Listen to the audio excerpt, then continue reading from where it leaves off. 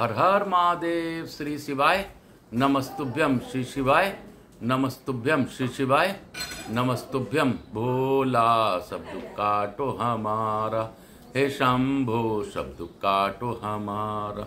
शिव शंकर जपूं तेरी माला, बाबा भोला जपूं तेरी माला के भोला सब दुख काटो हमारा, हे विश्वनाथ सब दुख काटो हमारा। आज दिनांक 28 अप्रैल 2024, दिन रविवार, सूर्य नारायण वकावार। मेरे भोलेनाथ को मनन करते हुए मैं प्रथम पूज्य देव गणपति गणेश जी महाराज का आह्वान करता हूं, उनसे अनुरोध करता हूं कि आप इस कथा स्थल पर पधार कर प्रथम पूजता स्वीकार करते हुए हमें आशीर्वाद प्रदान करते हुए आवाहित समस्त देवी देवताओं को आने का मार्ग दें। मैं यहाँ के स्थान देवता, वास्तु देवता, ग्राम देवता, क्षेत्रपाल देवता, समस्त देवी देवताओं से अनुरोध करता हूँ कि इस कथा स्थल पर पधार कर शिव महापुराण का अद्भुत कथा श्रवण कर हमें आशीर्वाद प्रदान करें और अपनी अखंड कृपा हमारे ऊपर बनाए रखें। मैं अपने भोलेनाथ का मनन करते हुए, अपने पार्वती मैया का मनन करते हुए उनसे अनुरोध करता हूँ कि गौर बिंदोरा के रूप में आप अपना आसन ग्रहण करें और इस कथा का श्रवण करें, हमें अनुग्रहित करें। मैं अपने पूरे कुलदेवी के सरस्वती माता एवं हमारे इस कथा को श्रवण करने वाले सभी के कुलदेवता कुलदेवी को आह्वान करते हुए उनसे प्रार्थना करता हूं कि आप इस कथा का श्रवण कर सभी लोगों पर अपनी अखंड कृपा बनाए रखें। मैं अपने गुरुदेव को मनन करते हुए मेरे गुरु आचार्य संगीत कृष्ण जी महाराज सांवरिया बाबा का ध्यान करते हुए उनसे गुरु आज्ञा लेकर इस कथा को आगे की ओर ले जाने का आज्ञा मैं चाहता हूँ। मैं पंडित प्रदीप जी मिश्रा, जो कि अब बहुत ही जल्दी कथा की ओर आ रहे हैं, उनके स्वास्थ्य लाभ के लिए बाबा भोलेनाथ को धन्यवाद देता हूँ। मैंने पंडित प्रदीप मिश्रा जी से प्रेरित होकर यह कथा शुरू की है और बाबा ने ऐसा विचार दिया तो 18 पुराणों का पढ़ने का मैंने बाबा के सामने प्रण लिया है। अब बाबा ही मुझसे करवा लें और सुन लें, सुनवा लें और मेरे इस विचार को, मनन को वो पूर्ण करें, ऐसी मेरी भावना है। हे बाबा, इस कथा को जो ऑनलाइन श्रवण करें उनके सभी को कष्ट को निवारण करें। मुझसे जुड़े मेरे बंधु बांधव, हित नातेदार जो भी है मेरे से किसी भी प्रकार जुड़े हैं, सभी पर अखंड कृपा बनाए रखें। मेरे साझेदारों पर, मेरे व्यवसायियों पर अपनी विशेष कृपा बनाएं। हे बाबा, इन ऑनलाइन श्रवण करने वालों का कष्ट निवारण करते हुए उनको विशेष रूप से आप अपने बच्चों मानकर बच्चा का सभी पुकार सुनते हुए उनके कष्टों का हरण कर लीजिए। यही मैं कामना करता हूँ। हम तो अबोध बालक हैं बाबा, हमें क्या पता इस माया मोह माया को, जैसे आप नहीं जानते हम भी कुछ नहीं जानते। हम तो आपके शरण में रहने वाले हैं। आप जाने, आपका काम जाने बाबा। हमसे गलतियां होती रहती है, लेकिन उस गलती को किस प्रकार आप सुधारेंगे वो आपकी ही महिमा है। मैं बाबा भोलेनाथ से मनन करते हुए मैं आज की कथा प्रारंभ करने के लिए उनसे आज्ञा लेता हूँ। हे बाबा, गंगा गंगा शिव गंगा, गंगा स्नानम अहम, गंगा गंगा शिव गंगा, गंगा स्नानम अहम करिष्ये, तत्पश्चात शिव महापुराण पढ़िष्ये। बोलो शंकर भगवान की जय, बोलो मेरे विश्वनाथ की जय, बोलो काशीपति अधिनाथ की जय, बोलो विश्वेश्वर नाथ की जय, हे कैलाशवासी की जय। बम बम भोला मेरा भोला, नाचे मेरा भोला, मेरा मन बाबा पे डोला डोला डोला रे डोला डोला डोला, बाबा पर मन डोला। मेरे बाबा के अद्भुत रूप रे, इनको ना कोई पहचान सके रे। हर हर महादेव शंभो शंभो, हर हर महादेव शंभो शंभो, हर हर महादेव शंभो शंभो, हर हर महादेव। काल हर दुकर दारी दर कष्टरा, हर हर महादेव। हम लोग कल वायव्य संहिता के पूर्व खंड को पढ़ते हुए हम लोग 29 अध्याय में पहुंच गए थे। आज 30वां अध्याय पढ़ेंगे और बाबा का यह फूल मंदिर से लाकर आज मेरे पुत्र ने मुझे दिया, वो हम लोग इस कथा के शुरुआत में ही रखेंगे। अर्थ 30वां अध्याय आया। ऋषिगण बोले, शिव जी के चरित्र अद्भुत, गोपनीय, गहन तथा देवताओं द्वारा भी दुर्विजय है। वे हम सभी को मन को मोहित कर देते हैं। शिव और शिवा के विचित्र चरित्रों के आधार पर भले ही लौकिकता की प्रतीति होती हो, पर वस्तुतः उनके नित्य संबंध में किसी भी दोष की कल्पना नहीं की जा सकती। लोकों के सृजन, पालन तथा संहार के कारण स्वरूप ब्रह्मा आदि भी निग्रह अनुग्रह को प्राप्त करते हुए शिव के वश में रहते हैं। शिव जी किसी के भी निग्रह तथा अनुग्रह पर आश्रित नहीं हैं, अतः उनका ऐश्वर्य भी किसी के द्वारा प्रदत्त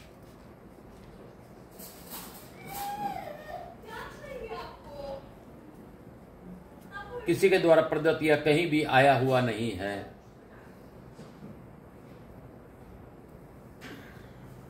यह सुनिश्चित है।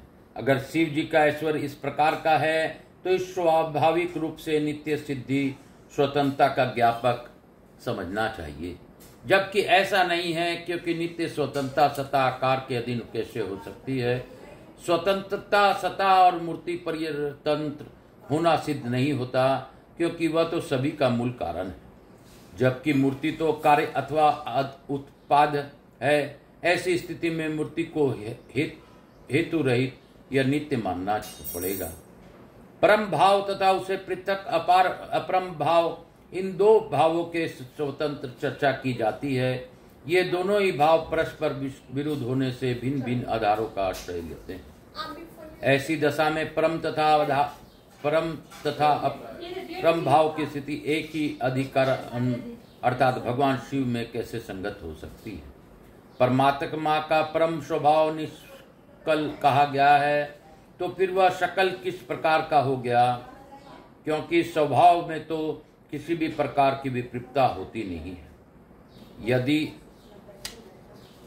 केचित परमात्मा अपने स्व स्वभाव से विपरीत स्वभाव वाला भी हो जा सकता है, ऐसा कहे तो ऐश्वर्यशाली परमात्मा नित्य नित्य विपर्य क्यों नहीं कर देता, अर्थात नित्य नित्य को अनित्य तथा अनित्य को नित्य क्यों नहीं बना देता।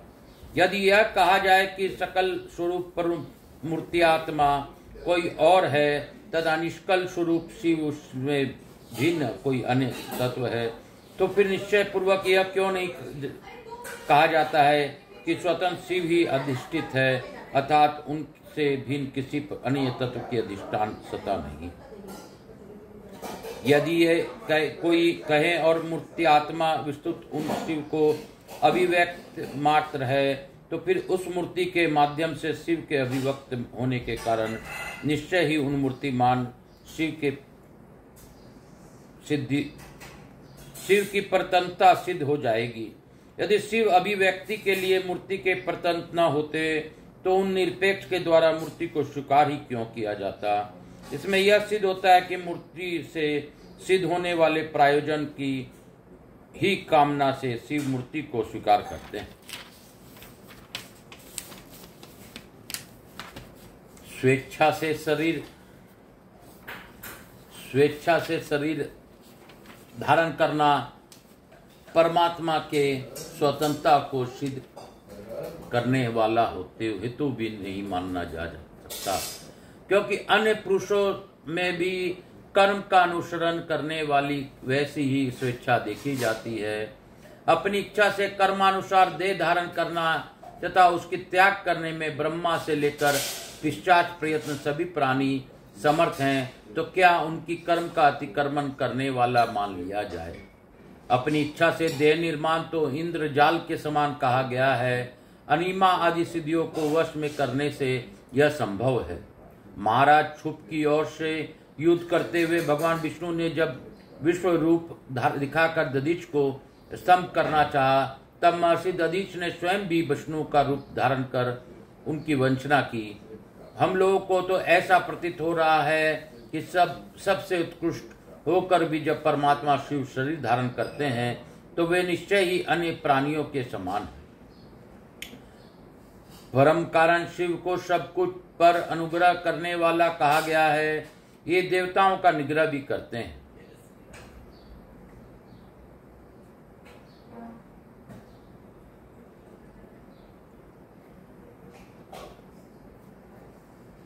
ये देवताओं का निग्रह भी करते हैं तो फिर भी सब पर अनुग्रह करने वाले कैसे हैं? दुर्बुद्धि वश सब शिव को पुत्र मानकर पुनः पुनः निंदा में तत्पर हुए ब्रह्मा जी के 5वें सिर को शिव ने काट डाला था। शरीर सर्वरूपधारी शिव ने सीता पूर्वक अपनी पैरों के आक्रमण करके नरसिंह रूप वाले विष्णु के हृदय को तीक्ष्ण नाखून में से विदीर्ण कर दिया था। दक्ष के यज्ञ में भाग लेने के कारण देव स्त्रियां तथा देवताओं में ऐसा कोई नहीं था जो पराक्रमी वीरभद्र के द्वारा दंडित नहीं किया गया। शिव जी ने स्त्रियों, दैत्यों तथा बालकों सहित त्रिपों को इस वर्ष क्षण में अपने नेत्र की अग्नि से जला दिया था। प्रजाओं की कोत्पत्ति तथा स्त्री पुरुषों की पारस्परिक रति के हेतु स्वरूप रतिपति कामदेव देवताओं के चिखने चिल्लाने पर भी शिव जी के नेत्र अग्नि में भस्म हो गए थे। उनके सिर पर दुग्ध धारा गिराती हुई कुछ आकाशचारिणी गायों को भी प्रभु शिव ने के क्रोध पूर्वक देखकर उसी क्षण भस्म कर दिया था। जिसने शेषनाग को रज्जु बनाकर उससे विष्णु को बांधकर उन्हें 100 योजन दूर फेंक दिया था, उस जलंधर सूर को शिव जी ने अपने चरण से जल को चक्राकृति बनाकर भयभीत कर दिया। जल में स्थित हुए शिव जी ने उस दैत्य को त्रिशूल से मार डाला। तपस्या करके भगवान शिव से उनके सुदर्शन नामक चक्र को प्राप्त कर विष्णु भगवान सदा के लिए अपूर्व पराक्रमी हो गए। शिव जी ने हिंसा के लिए दया रहित देवताओं के देव शत्रुओं के कुल तथा अंधक दैत्य के हृदय को त्रिशूल की अग्नि से संतप्त कर दिया था। कंठ से कृष्ण वर्णा नारी की ओर उत्पन्न करके उन्होंने दारुक का संहार कराया और गौरी के त्वचा कोश में अव्यक्त रूप से विद्वान कौशिकी का प्रादुर्भाव करा के युद्ध में निशुंभ सहित शुंभ का वध कराया। कार्तिकेय से संबंधित महान आख्यान स्कंद पुराण में सुना गया है। इंद्र के शत्रु तारक नामक दैत्य राज के वध के लिए ब्रह्मा जी ने मंदराचल पर अंतपुर में शिव जी से प्रार्थना की थी। उस समय शिव जी सुदीर्घ काल तक भगवती पार्वती के साथ मंदराचल पर लीला विहार करते रहे।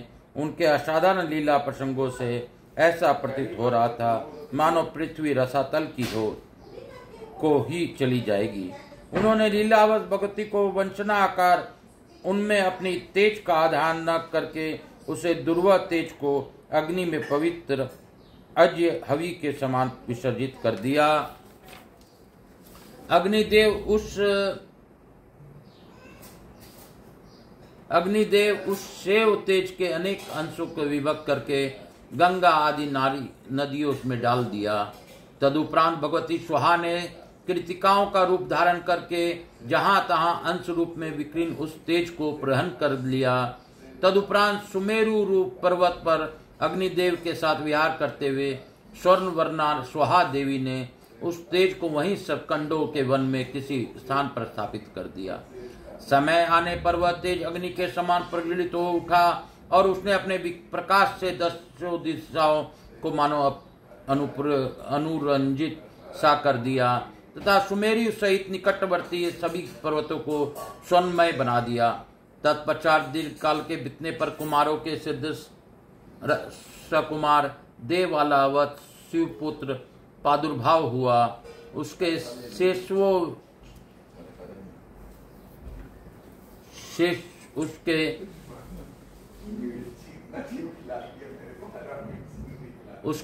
वो चित मनोहर स्वरूप को देखकर देवताओं तथा असुरों आदि के सहित सभी लोग आश्चर्यचकित एवं मुग्ध हो गए।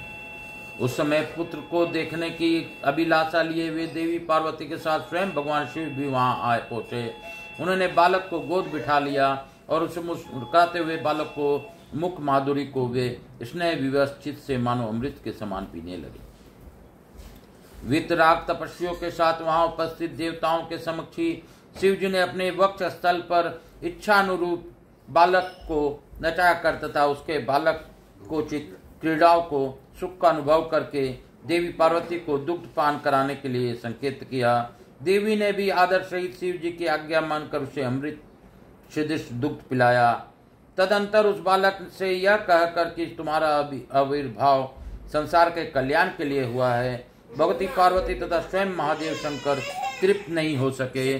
तदुपरांत तारकासुर से भयभीत इंद्र के साथ परामर्श करके त्रिपुरारी शिव ने अपने पुत्र का देव सेनापति के पद पर अभिषेक करवाया। इंद्र आदि देवताओं से संरक्षित कुमार स्कंद को सेना के मध्य में भेजकर शिव जी उद्देश्य होकर वहां से विदन करने वाले प्रलयकालीन अग्नि के समान देदीप्यमान उस शक्ति से इंद्र के भय के साथ साथ तारकासुर का मस्तक भी काट डाला। तब ब्रह्मा विष्णु आदि देवताओं ने कुमार का विशेष स्तवन किया। ऐसे ही अपने बल से गर्वित होकर अपने विशाल भुजाओं से कैलाश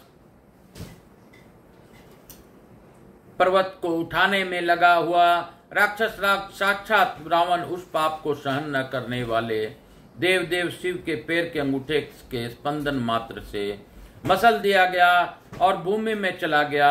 समाप्त हुई आयु वाले किसी बटुक ने प्रायोजनवश शिव जी का आश्चर्य ग्रहण किया था। जब यमराज ने उसके प्राणों को हरण करना चाहा तो भगवान शिव की सित्ता से आ करके यमराज को पैरों तले दबा लिया। एक बार शिव जी बड़वानल को ही अपने वाहन वृषभ समझकर उसे गला पकड़ करके ले आए, जिसके कारण सारा संसार जलमय हो गया। लोग जिन्हें जानने में समर्थ नहीं है, ऐसी आंगिक चेष्टाओं से युक्त एवं आनंद तथा सौंदर्य से परिपूर्ण नूताभिमानियों के द्वारा अनेक बार शिव जी ने जगत को चलायमान कर दिया था। वायुदेव यदि शिव सदा शांत भाव से रहकर ही सब कुछ अनुग्रह करते हैं तो सबकी अभिलाषाओं के एक साथ ही पूर्ण क्यों नहीं कर देते। जो सब कुछ करने में समर्थ होगा वह सबको एक साथ ही बंधन मुक्त क्यों नहीं कर सकेगा। यदि कहें अनादि काल से चले आने वाले सबके विचित्र कर्म अलग अलग हैं, अतः सबको एक समान फल नहीं मिल सकता, तो यह ठीक नहीं है, क्योंकि कर्मों की विचित्रता भी यही नियामक नहीं हो सकती। कारण कि वे कर्म भी ईश्वर के कराने से ही होते हैं। इस विषय में बहुत कहने से क्या लाभ। उपयुक्त रूप से विभिन्न युक्ति द्वारा फैलाई गई नास्तिकता जिसे प्रकार से सिद्ध ही निर्वित होगी जाए, वैसे उपदेश दीजिए। इस प्रकार से शिव महापुराण अंतर्गत 7वीं वायव्य संहिता के पूर्व खंड में शिव तत्व विषयक प्रश्न नामक 30वां अध्याय पूर्ण हुआ। बोलो काशी काशी शिव काशी मोक्ष नगरी काशी की जय। मैं आप सबों को वंदन करते हुए पुनः आपसे विनती करता हूं कि आकाश राजगरिया यूट्यूब चैनल को ज़्यादा से ज़्यादा लोगों तक पहुंचाइए, लाइक कीजिए, सब्सक्राइब कीजिए और इस घर में बजाइए, सुनिए, सुनाइए। आपके मूल पाठ होने के कारण यह आपके जीवन में परिवर्तन अवश्य लाएंगे, इसमें शंका नहीं रखनी चाहिए। मेरे भोलेनाथ की दया सब पर बनी रहे, ऐसी मेरी भावना है, इसलिए मैं जन जन तक पहुंचाना चाहता हूं। आपके सब्सक्राइब करने से मेरा वीडियो आपको तत्वरित जैसे ही आएगा वैसे ही आपको दिखाई देगा, क्योंकि यह तो शिव कार्य है, शिव जी का महापुराण है, और इसमें आप अगर अपना साथ देंगे, सुनेंगे, सुनाएंगे, लोगों को जोड़ेंगे तो ईश्वर के कृपा के पात्र आप भी होंगे। मैं तो एक उनका आदेश का पालक हूँ, मैं तो बस उनके शरण में हूँ। मैं आप भक्त वत्सलों को मैं इस जोड़ने का प्रयास कर रहा हूँ। आप मेरे इस प्रयास में भक्त वत्सलों, शिव भक्तों को जोड़कर इस कार्य में मेरा सहायता कीजिए। हर हर महादेव, काल हर दुख हर, दारिद्र कष्ट हर, हर हर महादेव। मैंने गिरी बापू जी से सुना है कि शिव महापुराण के दर्शन मात्र से अगर दूर से भी आप दर्शन कर लें और उनका दर्शन मात्र अगर आपको मिल जाए तो उससे यह मानना चाहिए कि भगवान की बहुत बड़ी कृपा आपके जीवन में, क्योंकि शिव महापुराण एकमात्र ऐसा ग्रंथ है जिसको शिव जी ही मानना चाहिए।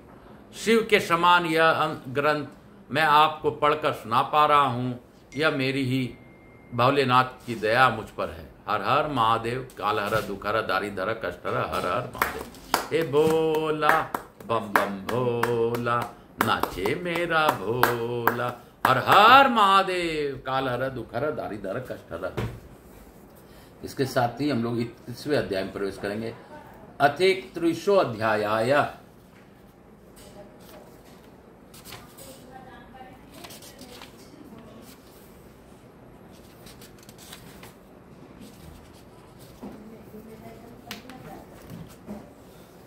आज भोले बाबा की इच्छा से इतवार है तो मैं थोड़ा ज्यादा देर तक ही पाठ करूंगा। देवताओं ने कहा, ब्राह्मणों, आप लोगों ने युक्तियों से प्रेरित होकर जो संशय उपस्थित किया है वह उचित ही है, क्योंकि किसी बात को जानने की इच्छा अथवा तत्व ज्ञान के लिए उठाया गया प्रश्न साधु बुद्धि वाले पुरुषों में नास्तिकता का उत्पादन नहीं कर सकता। मैं इस विषय में ऐसी प्रमाण प्रस्तुत करूंगा जो सत्पुरुषों के मोह को दूर करने वाला है। असत पुरुषों को जो अन्यथा भाव होता है उसे प्रभु शिव की कृपा से अभाव ही कारण है। परिपूर्ण शिव के परम अनुग्रह के बिना कुछ भी कर्तव्य नहीं है, ऐसा निश्चय किया गया है। पुरानुग्रह कर्म के स्वभाव ही पर्याप्त पूर्णतः समर्थ है, अन्यथा निस्वभाव पुरुष किसी पर भी अनुग्रह नहीं कर सकता। पशु और पाश रूप सारा जगत ही कर जा गया पर कहा गया है कि वह अनुग्रह का पात्र है। परम को अनुग्रहित करने के लिए पति को आज्ञा का समन्वय की आवश्यक है। पति आज्ञा देने वाला है, वही सदा सब कुछ अनुग्रह करता है। उस अनुग्रह के लिए ही आज्ञा रूप अर्थ को स्वीकार करने पर शिव परतंत्र कैसे कहा जा सकते हैं। अनुग्रह की अपेक्षा न रखकर कोई भी अनुग्रह सिद्ध नहीं हो सकता, अतः स्वतंत्र शिव शब्द के अर्थ की अपेक्षा न रखना ही अनुग्रह का लक्षण है। जो अनुग्रह है वह परतंत्र माना जाता है, क्योंकि पति के अनुग्रह के बिना उसे भोग और मोक्ष की प्राप्ति नहीं होती। जो मृत्यु आत्मा है वह मृत आत्मा है, वे अनुग्रह के पात्र हैं, क्योंकि उनमें भी शिव की आज्ञा की निर्वृत्ति नहीं होती।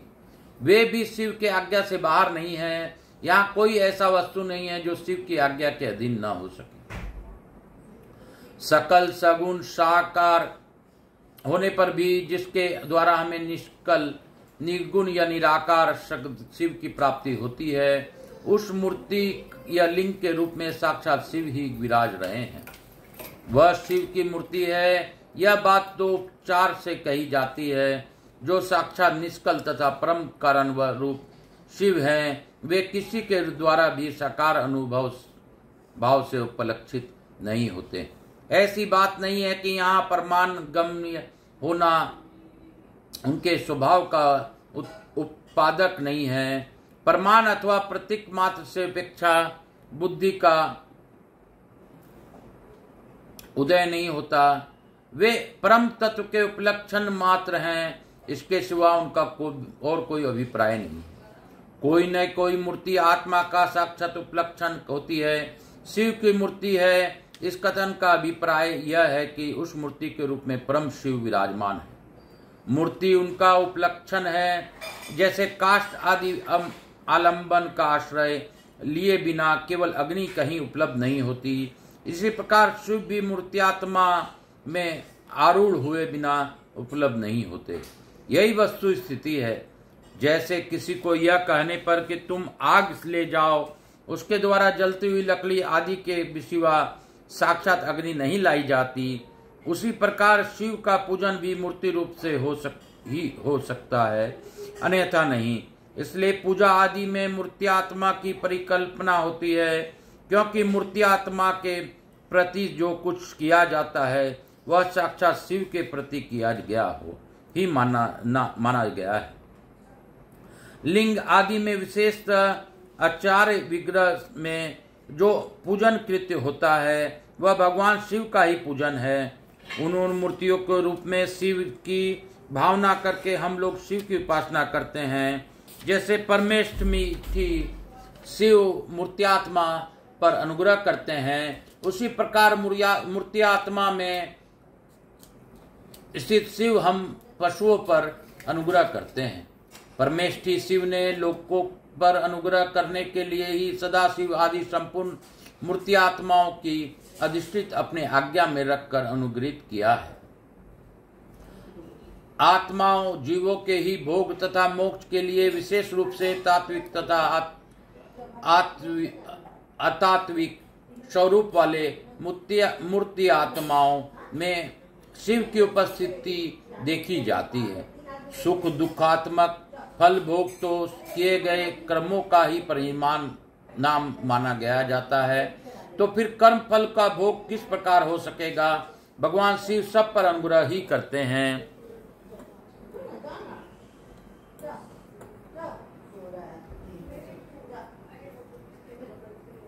किसी का अनुग्रह निग्रह नहीं करते माते, क्योंकि शिव लोगों के लिए जो दोष होते हैं वह शिव के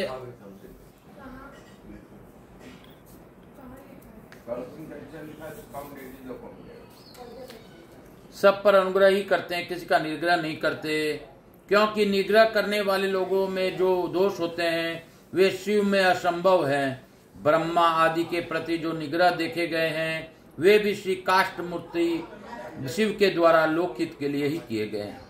भगवान शंकर संसार के नियमन आदि की क्रीड़ा में निरत श्रीकंठ नामक स्वरूप में अधिष्ठित हैं और वह श्रीकंठ मूर्ति ही इस ब्रह्मांड पर अधिकार करके स्थित है, इसमें संदेह नहीं है।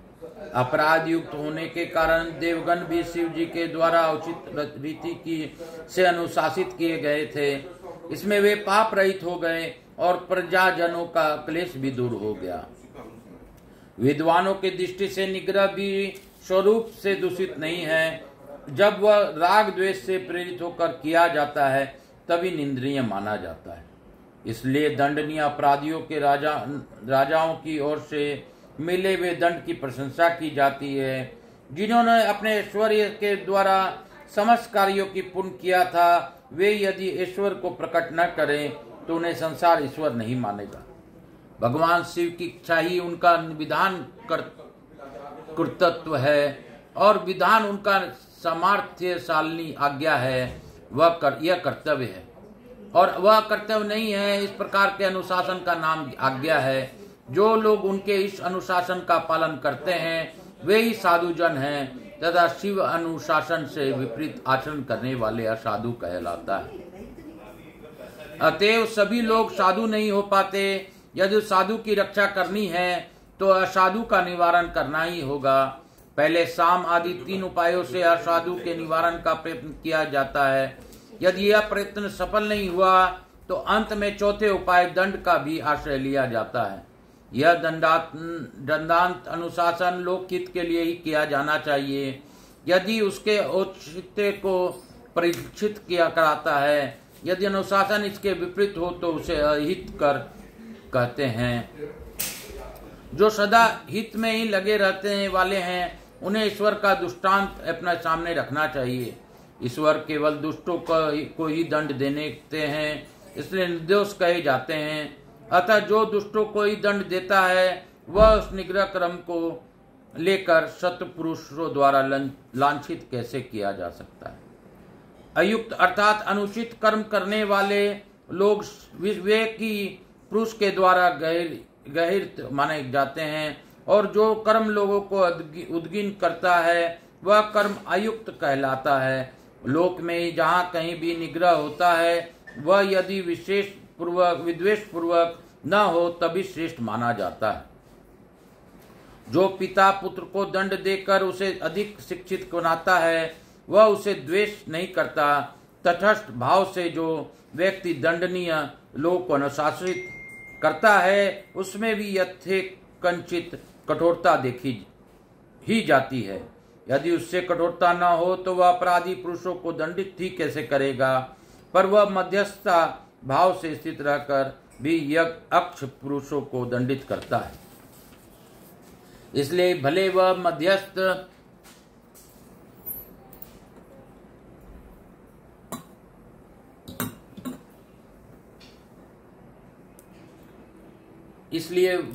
मध्यस्थ भाव वाले न हो, पर दंडित करता हुआ व्यक्ति निर्दयी होते हैं, ऐसा कुछ लोग कहते हैं। और दूसरे लोग कहते हैं कि ऐसा कोई निश्चित नियम नहीं है।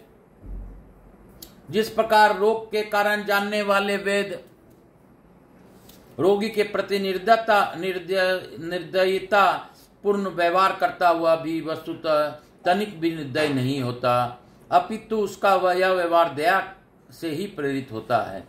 हिंसा के लिए उद्धत शत्रु के प्रति की गई दया उपकरणी नहीं होगी। यदि कदाचित वैसे लोगों के प्रति व्यक्ति ब्रह्मवश दयावान हो भी जाए तो अंततोगत्वा उसे निर्दयी होना ही पड़ता है।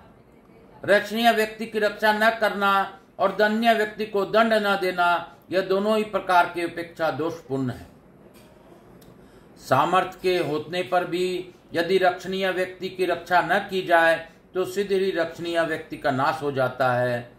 सर्प के मुख में जाते हुए व्यक्ति को देखते हुए भी जो पुरुष दोषाभिभाषों का अनुमान कर उस रक्षणीय व्यक्ति की उपेक्षा कर देता है, वस्तु तो वह भी निर्दयी ही होता है। इसलिए दया प्रत्येक समय कल्याणकारिणी ही होती है, ऐसा मानना उचित नहीं है। अतएव आवश्यकता अनुसार व्यवहार ही उचित है तथा उसके अतिरिक्त व्यवहार अनुचित कहा गया है। मूर्ति आत्माओं में भी राग आदि द्वेष होते हैं, पर वे दोष वस्तुतः उनके ही समझने चाहिए। सर्वव्यापक होने पर भी शिव में दोषों को स्थिति सर्वथा नहीं है। मल से युक्त ताम्र का अग्नि में प्रक्षेप होने पर भी वह अग्नि सफल ताम्र के संसर्ग से मलिन नहीं है होती। अपवित्र वस्तुओं पर संसर्ग होने पर भी अग्नि में उपवित्रता नहीं देखी जाती, किंतु अग्नि के संसर्ग से अपवित्र वस्तु पवित्र हो जाती। इस प्रकार शुद्ध करने योग्य मलावृत जीव के संसर्ग से शिव जी अशुद्ध नहीं होते, अपितु उनके संसर्ग से अशुद्ध जीव शिव शुद्ध हो जाता है। जैसे अग्नि में गिरे हुए लोहे में जो दहकाता है वह लोहे को नहीं अपितु अग्नि की ही है, इस प्रकार मूर्ति आत्मा में स्थित जो ऐश्वर्य है वह वस्तुतः शिव का ही है, आत्माओं मूर्ति आत्माओं का नहीं। काष्ठ कभी ऊपर की ओर नहीं जलता, अपितु अग्नि की शिखा की ही ऊपर की ओर जलती है। इसी प्रकार काष्ठ ही अंगार के रूप में देखा जाता है, न कि अग्नि। ऐसा ही इस विषय में भी समझना लेना चाहिए। इसलिए हम संसार में भी काष्ठ पाषाण मूर्तिकाय आदि में शिव के व्यक्ति होने के कारण उनका शिव रूप से व्यवहार किया जाता है। मैत्री आदि गुण चित्त वृत्ति रूप होने के कारण गौण कहे गए हैं। उन्हें गुणों से उपरत होने के कारण जीवों के कर्म दोष युक्त तथा गुण युक्त हो जाते हैं। ये गुणात्मक वृत्तियां चाहे प्रधान हो या अप्रधान हो, पर इसमें अनुग्रह करता भगवान शिव में न दोष की स्थिति होती है और न गुण की ही स्थिति होती है। अनुग्रह शब्द से तात्पर्य की विद्वानों ने लाक्षणिक नहीं कहा है। उनके मत में यह अर्थ संसार बंधन से छुड़ाने वाला तथा कल्याणकारी शिवादेश है। शिव की आज्ञा का पालन ही हित है और जो हित है वही उनका अनुग्रह है। अतएव सबको हित में नियुक्त करने वाले शिव सब पर अनुग्रह करने वाले कहे गए हैं। जो उपकार शब्द का अर्थ है उसे भी अनुग्रह ही कहा गया है, क्योंकि उपकार भी हित रूप ही होता है। अतः सबका उपकार करने वाले शिव सर्वानुग्रह है। शिव के द्वारा जड़ चेतन सभी सदा हित में ही नियुक्त होते हैं, परंतु सबको जो एक साथ और एक समान हित की उपलब्धि नहीं होती, उसमें उनका स्वभाव भी प्रतिबंधक है। जैसे सूर्य अपनी किरणों द्वारा सभी कमलों का विकास के लिए प्रेरित करते हैं, परंतु वे अपने अपने स्वभाव के अनुसार एक साथ और एक समान विकसित नहीं होते।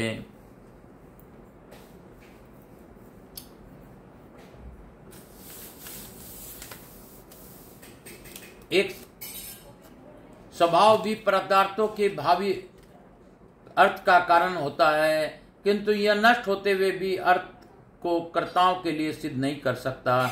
जैसे अग्नि का संयोग सुवर्ण की कोई ही पिघलाता है, कोयले या अंगार को नहीं, उसी प्रकार भगवान शिव परिपक्व मल वाले पशुओं को ही बंधन मुक्त करते हैं, दूसरों को नहीं।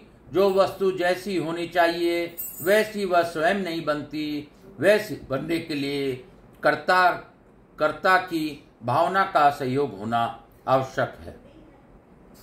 कर्ता की भावना के बिना ऐसा कोई होना संभव नहीं है, अतः कर्ता सदा स्वतंत्र होता है। सब पर अनुग्रह करने वाले शिव जिस तरह स्वभाव से ही निर्मल हैं, उसी तरह जीव संज्ञा कर धारण करने वाले आत्माएं स्वभावतः मलिन होती है।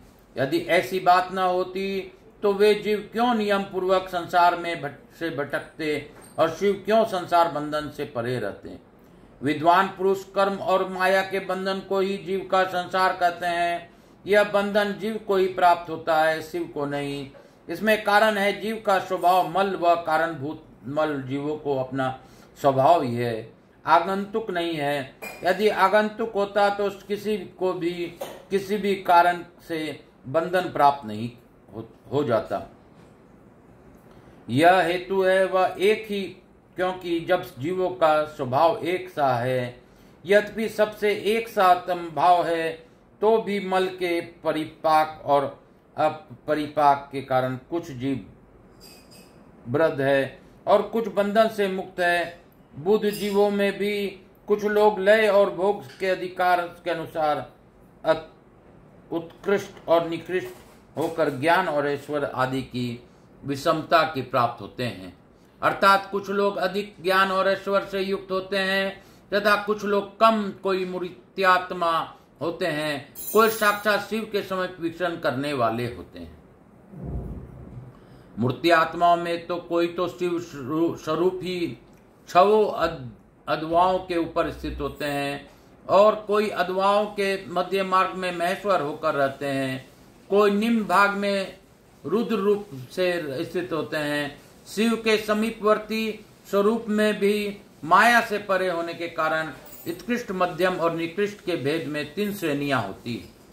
वहां निम्न स्थान में आत्माओं की स्थिति है, मध्यम स्थान में अंतरात्मा की स्थिति है और जो सबको से उत्कृष्ट श्रेणी का स्थान है उसे परमात्मा की स्थिति है। यही क्रमशः ब्रह्मा, विष्णु और महेश्वर कहलाते हैं। कोई पशु जीव परमात्मा पद का आश्रय लेने वाले होते हैं, कोई अंतरात्मा पद पर आत्म पद पर प्रतिष्ठित होते हैं। सेव शांत्यचित्तीत पद पर का तथा महेश्वर गण शांति पद का सेवन करते हैं। विद्या पद में रौद्र गण एवं प्रतिष्ठा पद में वैष्णव स्थित लाभ करते हैं। निर्वित पद में ब्रह्मा जी के तथा उनमें शरीर में उत्पन्न दिव्य आत्माएं निवास करती है। अष्टविधि देव योनिया प्रधान मानी गई है, मनुष्य योनियों मध्यम है और पंचविधि पशु योनिया अधम कही गई है। इसी प्रकार ये 14 योनिया कही गई है। संसार की जीव का उत्कृष्ट तथा अपकृष्ट भाव ही वस्तुतः सब उसका स्वाभाविक मल कहा गया है। जिस प्रकार खाई गई भोज्य वस्तु को पूर्वावस्था को आम कहते हैं और खाने के उपरांत उसी वस्तु को पक्व संज्ञा हो जाती है, उसी प्रकार मल भी पक्व और आम के भेद से में 2 प्रकार का होता है। यह द्विविध मल ही जन्म मरणादि रूप संसार का कारण होता है। अपक्व मल जीवगणों के अधोगति का कारण होता है और पक्व मल उनके क्रमशः अधोगति का कारण बनता है। ये पशु जीवात्मा 1 तो 2 तथा 3 मलों से युक्त होते हैं। एक मल से युक्त जीव यहाँ श्रेष्ठ कहा गया है। 2 मलों वाला जीव मध्यम तथा 3 मलों वाला जीव अधम कहा गया है। ये मलावृत जीव उत्तरोत्तर अधिष्ठित है। 3 मल वाले पर भी तो मल वाले तथा उन पर 1 मल वाले अधिष्ठित होते हैं। इस प्रकार मल रूप उपाधि के कारण संसारी जीवों का भेद परिकल्पित किया गया है। 1, 2 तथा 3 मल वाले सभी जीवों पर एकमात्र भगवान शिव का आधिपत्य है। यह जगत जिस प्रकार आशीर्वात्मक अर्थात अभद्र होकर भी शिव से अधिष्ठित है, उसी प्रकार रुद्र आत्मक होकर भी रुद्र द्वारा अधिष्ठित होता है। समस्त ब्रह्मांडमिका का यह महाभूमि सत्य रुद्र आदि के द्वारा अधिष्ठित है तथा उनमें अधिष्ठित यह महाभूमि माया से वेष्टित और अंतरिक्ष से निरंतर आवृत तथा अंगुष्ठ मात्र परिमाण वाले अमरेश आदि देवगणों से अधिष्ठित है। महामाया प्रयत्न यह दुलोक वाम आदि भुवन पतियों द्वारा अधिष्ठित है तथा साक्षात संबंध न होने पर भी पूर्वोक्त षड्ध्वा के अंतर्वर्ती देवगणों से भी अधिष्ठित है। वाम आदि द्वीप विशद अमरेश आदि अंतरिक्ष सद तथा सतरुद्रादि पृथ्वी सद इन देवगणों का देवपाशक मुनिगण सर्वदा सत्वन करते रहते हैं। संसार रोग के कारण भूत अल्पक्व पक्व तथा अपक्व इन तीनों मलों के द्वारा मनुष्य जन्म मरण रूप संसार रोगों से ग्रस्त होते हैं। इन संसार रोगों के औषधि ज्ञान के अतिरिक्त अन्य कुछ भी नहीं है। कल्याण स्वरूप परम कारण भगवान शिव ही आज्ञा रूप औषधि प्रदान करने वाले वेद हैं। भगवान शिव को अनायास ही समस्त पशुओं को बंधन से मुक्त करने में समर्थ हैं। फिर वे उन्हें बंधन में डाले रख कर क्यों दुख देते हैं? यहाँ ऐसा विचार या संदेह नहीं करना चाहिए, क्योंकि सारा संसार दुख रूपी है। ऐसा विचारवानों का निश्चय सिद्धांत है। जो स्वभाव दुख भयमय है वह दुख रहित कैसे हो सकता है? स्वभाव में उलट फेर नहीं हो सकता। वेद की दवा से रोग अरोग नहीं होता। वह रोग पीड़ित मनुष्य को अपनी दवा से सुखपूर्वक उद्धार कर देता है। इसी प्रकार जो स्वभावतः मलिन और स्वभाव से ही दुखी है, उन वस्तुओं को अपनी आज्ञा रूपी औषधि देकर शिव दुख से छुड़ा देते हैं। रोग होने से वेद कारण नहीं है, परंतु संसार की उत्पत्ति में शिव कारण है। अतः रोग और वेद के दुष्टांत में से शिव और संसार के दुष्टांत में समानता नहीं है, इसलिए इसके द्वारा शिव पर दोषारोपण नहीं किया जा सकता। सब दुख स्वभाव सिद्ध है, तब शिव उसके कारण कैसे हो सकते हैं? जीवों में जो स्वाभाविक मल है वही उन्हें संसार के चक्र में डालता है। विद्वानों का कहना है कि संसार का कारणभूत जो मल अचेतन माया आदि है, वह शिव का सानिध्य प्राप्त किए बिना स्वयं चेष्टाशील नहीं हो सकता। जैसे चुंबक मणि लोहे का सानिध्य पाकर ही उपकारक होता है, लोहे को खींचता है, उसी प्रकार भी शिव भी जड़ माया आदि का सानिध्य पाकर भी उनका उपकारक होते हैं, उसे सचेष्ट बनाते हैं। उनके विद्यमान सानिध्य को अकारण हटाया नहीं जा सकता। अतः जगत के लिए जो सदा अज्ञात है, वे शिव ही इसके अधिष्ठाता हैं। शिव के बिना यहाँ कोई भी पूर्वत चेष्टाशील नहीं होता। उनकी आज्ञा के बिना एक पत्ता भी नहीं हिलता। उनसे प्रेरित होकर ही यह सारा जगत विभिन्न प्रकार की चेष्टाओं करता है। तथापि वे शिव से कभी मोहित नहीं होते। उनकी आज्ञा रूपनी जो शक्ति है वही सबका नियंत्रण करती है। उसका सब और मुख है, उसी ने सदा इस संपूर्ण दृश्य प्रपंच का विस्तार किया है। तथापि उसके दोष से शिव दूषित नहीं होते।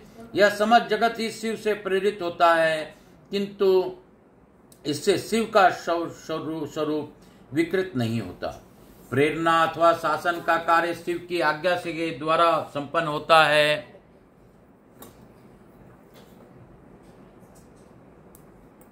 जो दुर्बुद्धि मानव मोहवश उसके विपरीत मान्यता रखता है वह नष्ट हो जाता है। इसमें शिव के वैभव से संसार चलता है, तथापि इस पे शिव दूषित नहीं होते। इसी समय आकाश से शरीर रहित वाणी सुनाई दी, सत्यम ओम अमृत सोम्यम। इन पदों का वह स्पष्ट उच्चारण हुआ। उसे सुनकर सब लोग बहुत प्रसन्न हुए।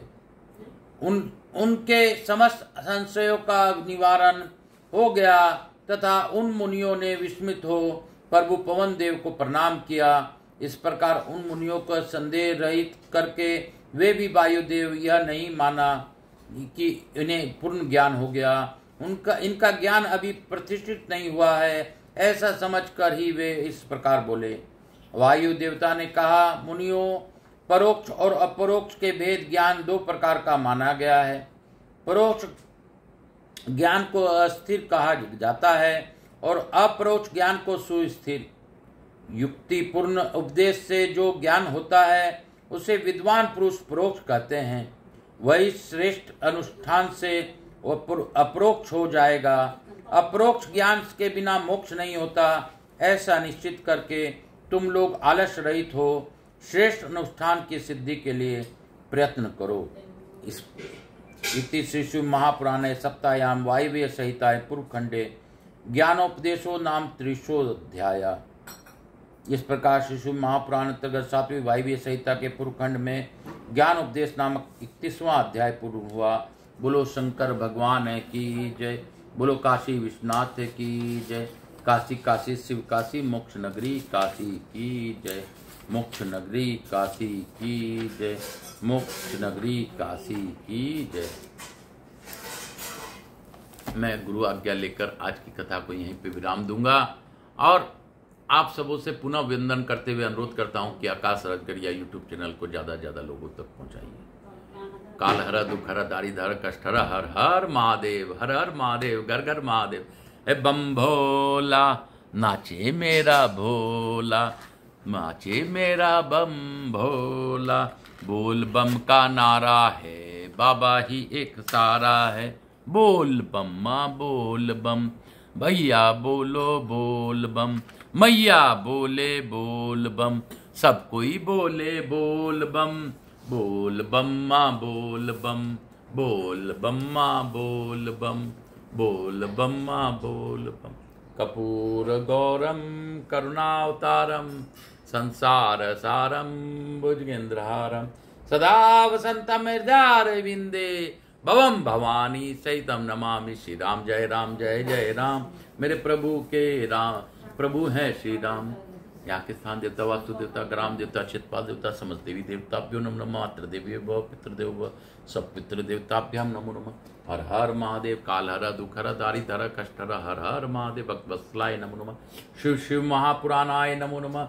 महादेवाय नमो नमः। महादेवाय धीमहि तन्नो दन्ति प्रचोदयात्। हर हर महादेव, हर हर महादेव। काल हर दुख हर दारिद्र हर कष्ट हर हर हर महादेव, हर हर महादेव। श्री सोमाय नमः, महादेवाय नमः। ओम महादेवाय धीमहि तन्नो दन्ति प्रचोदयात्। हर हर महादेव।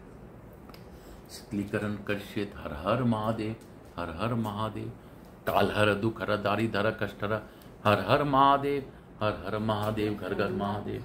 श्री शिवाय नमस्तुभ्यम। हर हर महादेव। मातृदेवी व पितृदेव व सब पितृ देवताभ्याम नमो नमः। हर हर महादेव, हर हर महादेव, हर हर महादेव। संतमताय नमो नमः।